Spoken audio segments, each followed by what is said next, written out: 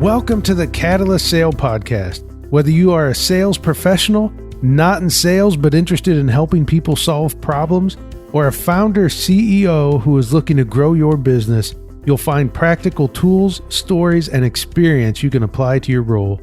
I'm your host, Jody Mayberry, and I'm here with Mike Simmons, the founder of Catalyst Sale. Hello, Mike. Hello, Jody. Mike, this is such a treat to be back with you, and we're going to continue a series we had been doing about tactics. We did one on call planning. We did one as consistency as a tactic, and now this is the third in that series, documenting your account plan. So get us started there. How is documenting your account plan play into this series? Well, I think one of the challenges we all have as sales professionals out there is we're juggling a number of different activities. And that crosses both sales professionals and folks who are not sales pros. And if you fail to document ideas and concepts, you increase your risk of not executing on those ideas and concepts.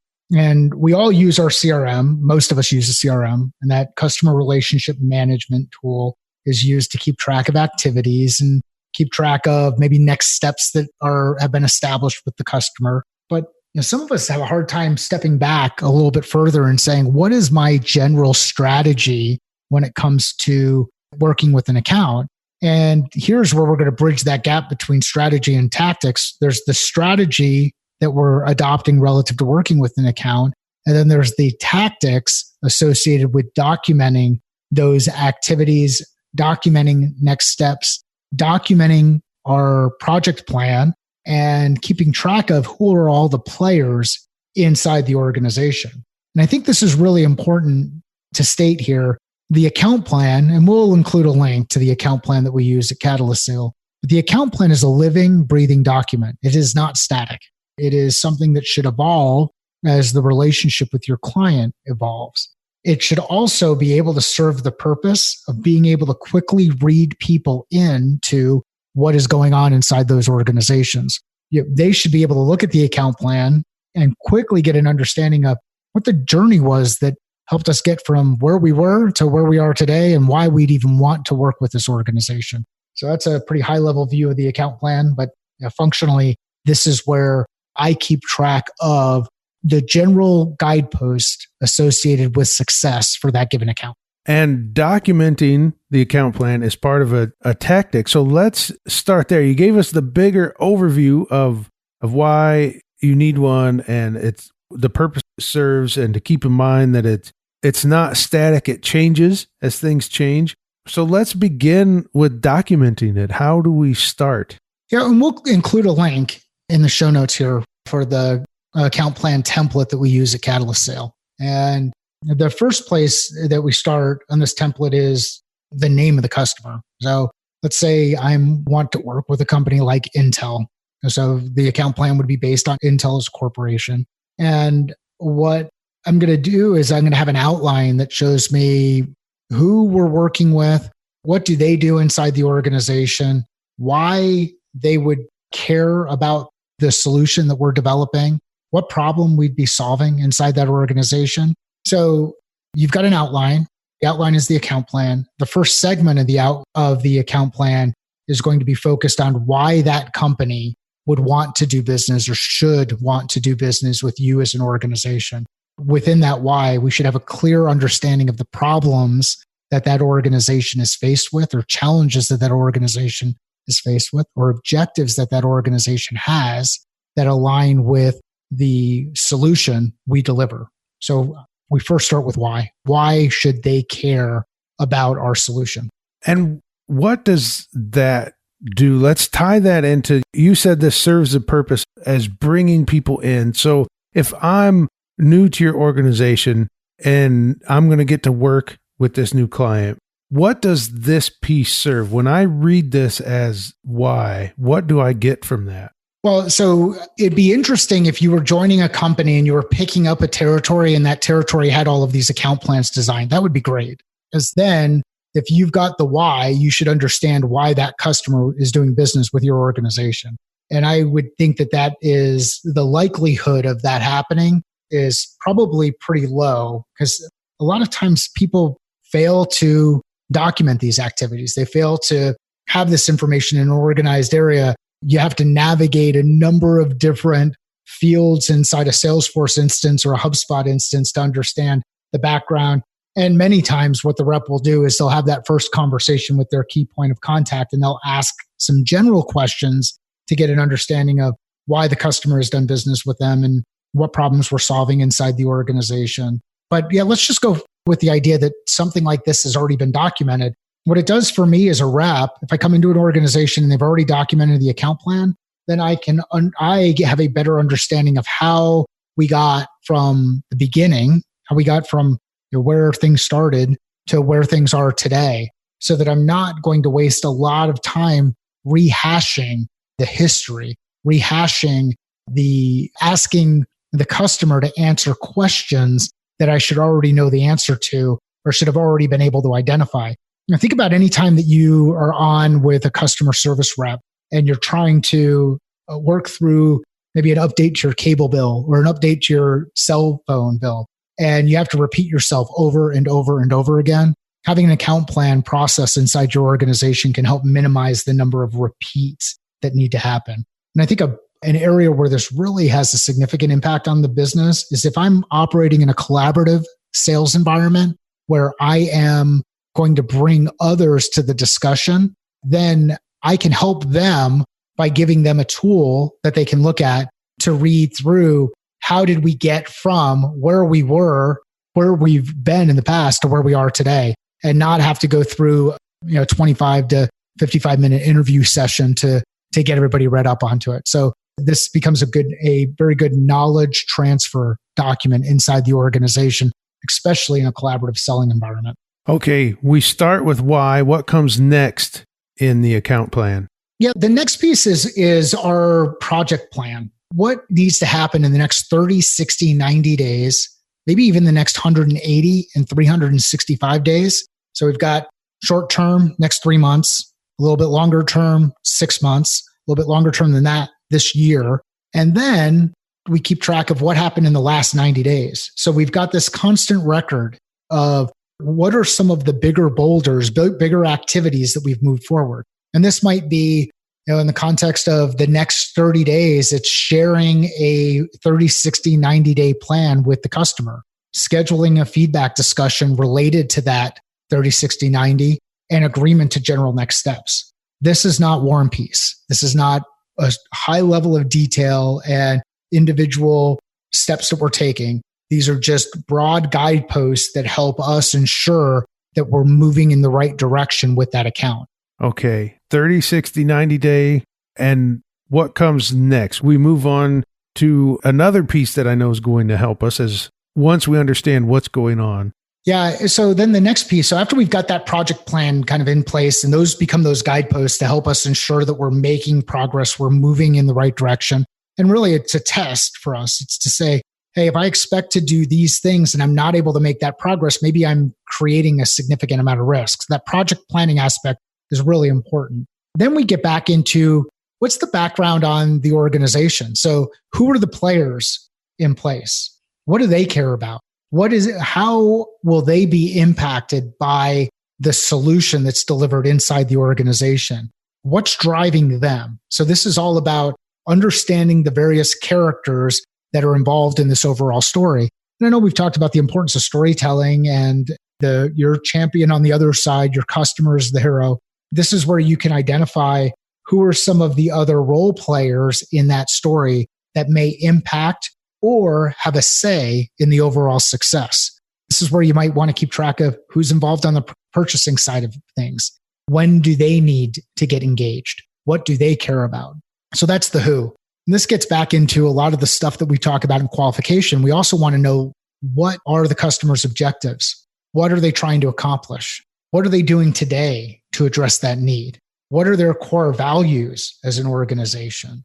How do those core values align with what we're trying to accomplish inside our business or with our solution? Then we get into the restating of the why. So this could have a little bit more detail than the first segment around why, or it could be just a clear copy paste. But why is important because we want to understand the guiding light that's going to help us move toward a solution. Why is this thing important? That why can help us identify and understand where this fits in the success of their organization. Next common piece is when. So when do they need to do it by? And what happens if they don't accomplish that in that time period? This can help you start to reveal or realize urgency inside the organization. And how becomes really important because we want to understand how will they actually execute? How are they executing on these things today? How will they execute when we deliver the solution? And if you can answer those basic questions, who cares about it? What do they care about? Why is it important? When do they need to do it? How are they doing it today? And what would they like to do differently?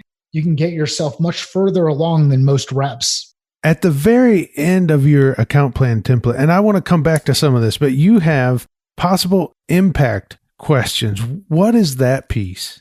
So a lot of this depends on the type of business that you're in and what you know about what problems you solve inside your customer base and how you solve those problems and what those customers are doing today. And these impact questions are very personal to your organization. They're personal to the solution that you deliver to the market. They're personal to the needs that are established in the market. Those questions should help reveal risk for your customer. They may even help articulate the level of credibility that you have related to this specific space. So these impact questions are, some people will look at these as a 20 questions to business fit. Some look at them as a set of questions to help in your qualification process. But you should be able to design your impact questions based on the success that you've had with your customers. So an impact question that we would ask at Catalyst Sale when we're working with an organization might be, how well have you been able to accurately predict your forecast over the course of the last 4 quarters?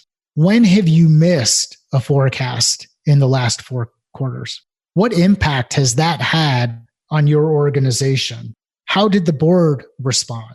How did your investors respond? What would you have been able to do differently had you not missed on that forecast, assuming they've missed on a forecast or assuming that, and that miss could be they missed really high or they missed really low. That variance from a CFO perspective is really important. It's not good if you're 200K over budget or 200K below budget. I think you'd rather be 200K on the sales side, you'd rather be 200K above budget, but then people start to above forecast. People start to question your ability to forecast. And then they start to ask the question, do you really understand your business? So those would be some examples of impact questions that we might ask or that we do ask from a Catalyst Sale perspective. I like that one because I think at one episode along the way, we've talked about 6 Sigma, which really is about consistency. I know it sounds confusing when people call it 6 Sigma if you're not familiar, but it's just about being consistent. It's better to have an average of 10 days and deliver it on 10 days every time than to have an average of 8 days and sometimes you deliver in 2 days and sometimes you deliver in 18 days. I think the same comes with what you're talking about in budgeting and not budgeting, but your sales goals and meeting them. So I like using those impact questions.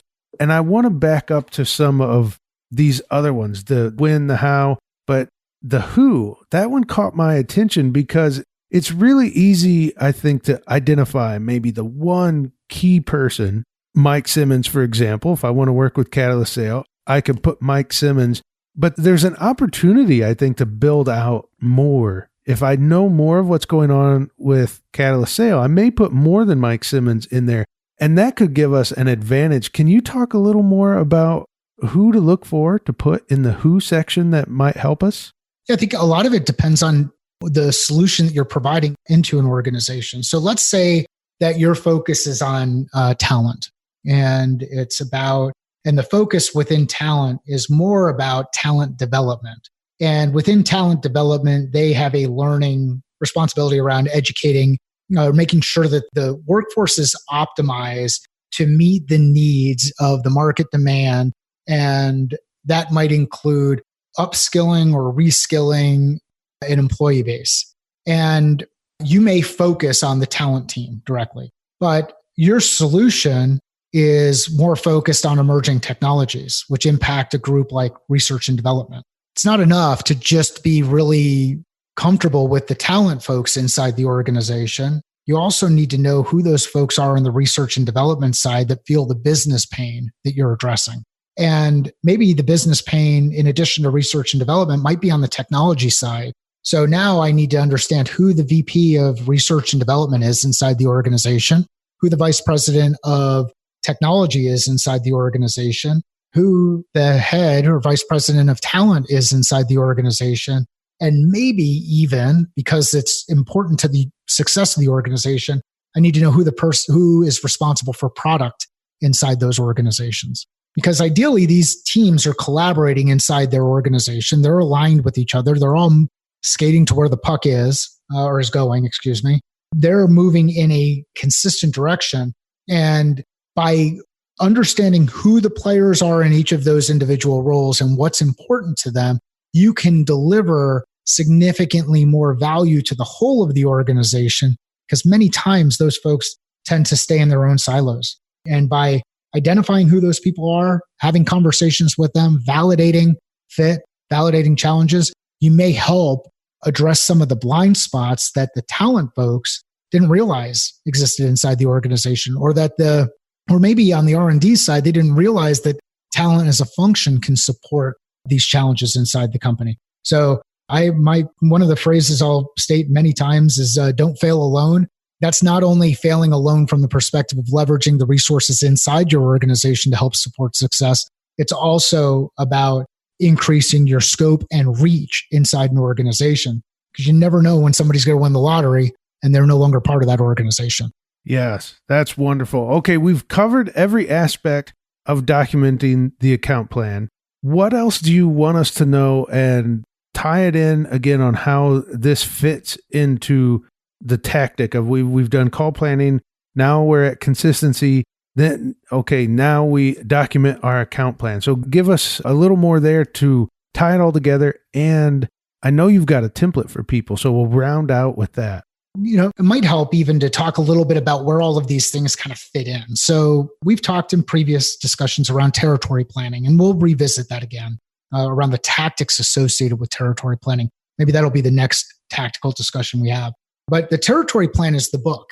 You should be able to look at that territory plan as this book that describes how you're going to go about your business over the course of the next 12 months or even the next 5 years. Within that book, you'll have chapters. Those chapters are the individual accounts that you're targeting and that you're working with, and that are going to make up the success of your overall territory.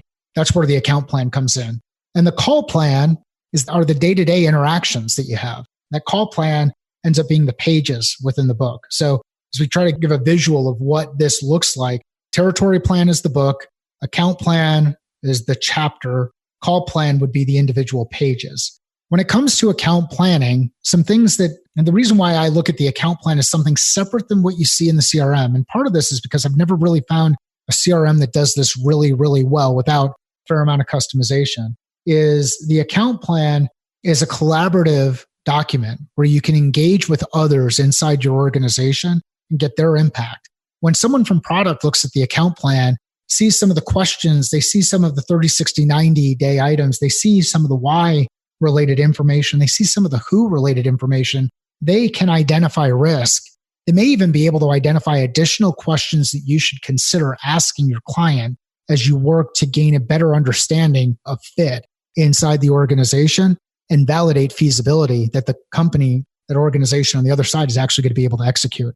So to close that up, I would say leverage the account plan not as your day-to-day activity type stuff. That's call plan and some of the things that you're going to put into your CRM. Look at the account plan as your quick outline that will help you ensure success within your account base and identify potential risk. And Jody, to your point, we will include a link. If you go to catalystsale.com/account plan, you will be able to download a copy of the Catalyst Sale, the account plan that we use at Catalyst Sale. And I look forward to hearing from the audience on how you're applying it in your work and how it's shifting and changing the way that you work with your organizations at a more strategic level. All right. Fantastic, Mike. I always enjoy these episodes where we take deeper dive into something that you're using. How long have you been using an account plan like this? As long as I can remember. This is an iterative version of it where it just continues to, you add a couple of layers to it and then realize, we've added a little bit too much, and it turns into people creating account plans for the sake of creating account plans. But I've had some version of an account plan, whether in this version, which is a Google Doc, or in OneNote for probably 10 years, maybe 12 years or so. All right. Well, I encourage you to reach out to Mike, ask questions about this account plan, let him know if you're using it, how you're using it, and ask questions once you download it. Mike, thank you so much for another great episode. And if you know someone who would benefit from this account plan conversation, please share it with a colleague or a friend. And if you're talking about it, tag us on Twitter, Facebook, LinkedIn, so we can join in on the conversation. Thank you for listening to the Catalyst Sale Podcast.